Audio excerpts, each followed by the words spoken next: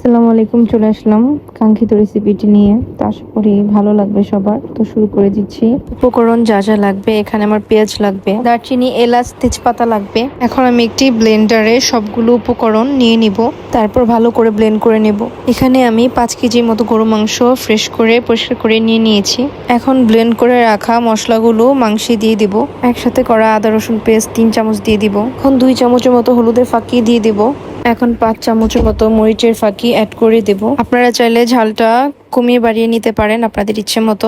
আমি বেশি খাই, তার জন্য আমি বেশি পরিমাণে দিয়ে নিয়েছি। এখন 3 থেকে 4 চামচের মতো টমেটো কেচাপ অ্যাড করে নেব। এটা একদমই অপশনাল, আপনারা চাইলে দিতে পারেন, না চাইলে নাও দিতে পারেন। আর হ্যাঁ, এখন 5 থেকে 6টার মতো লবঙ্গ অ্যাড করে দেব। এখন একটা বিশেষ জিনিস অ্যাড করে দেব, সেটি হচ্ছে রাঁধুনি রেডি মিক্স গরু মাংসের মশলা। আপনারা চাইলে এটা অ্যাড করতে পারেন, নাও করতে পারেন, একদমই অপশনাল, কিন্তু আমার কাছে ভালো লাগে যার কারণে আমি অ্যাড করে নিচ্ছি। আর হ্যাঁ, রাঁধুনি রেডি মিক্স এটা কিন্তু অনেকগুলো উপকরণের সংমিশ্রণে তৈরি হয়ে থাকে। অবশ্যই আপনারা প্রয়োজন মতো মশলাটা অ্যাড করে নেবেন। আর হ্যাঁ, প্যাকেটের গায়ে ইনস্ট্রাকশন দেখে কিন্তু আপনাকে নিতে হবে। আর এখন আমি টেলে নেওয়া ভাজা জিরা 2 চামচের মতো অ্যাড করে দেব। এখানে আমি 3 থেকে 4 চামচের মতো লবণ নিয়ে নিয়েছি। আপনারা চাইলে একটু কম বেশি করে নিতে পারেন, পরে যখন লাগবে চেক করে আপনারা অ্যাড করে দিতে পারবেন। এখানে 5 থেকে 6টা কাঁচামরিচ নিয়ে নিয়েছি, এখন আমি অ্যাড করে দেব।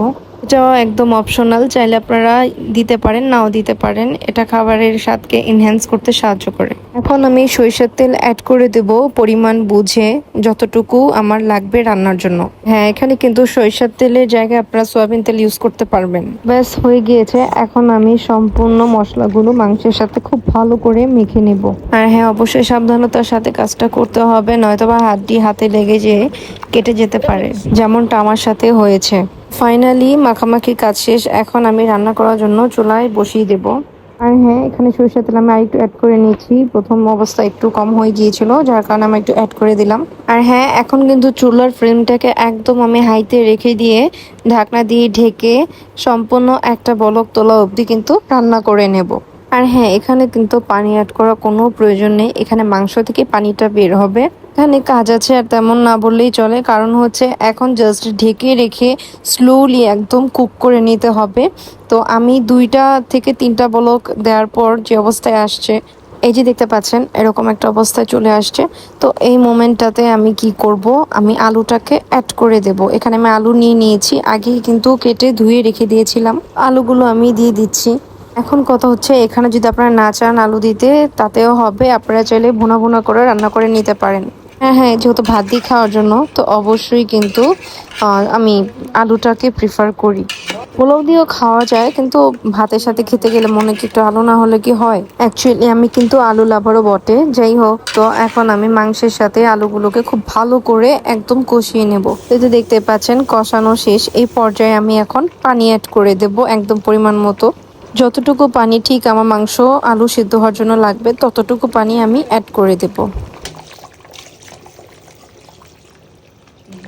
এখন আবার কিন্তু মিডিয়াম ফ্লেমে রেখে কিন্তু মাংস আলুটাকে একদম প্রপার সিদ্ধ করে নিতে হবে। যাই হোক, সেগুলো দেখার কিছু নেই।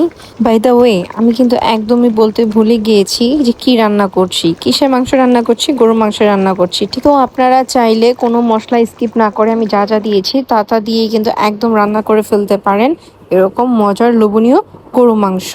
ঠিক আছে, তো আমার রেসিপিটি একদমই ডান হয়ে গিয়েছে আলহামদুলিল্লাহ। আপনারা চাইলে সাদা ভাত, পোলাও কিংবা রুটি পরোটার সাথে কিন্তু একদমই এই মাংসটা খেতে পারেন। খেতে একদমই দুর্দান্ত হয়েছিল। তো কেমন লেগেছে আপনাদের ভিডিওটি অবশ্যই কিন্তু জানাতে ভুলবেন না।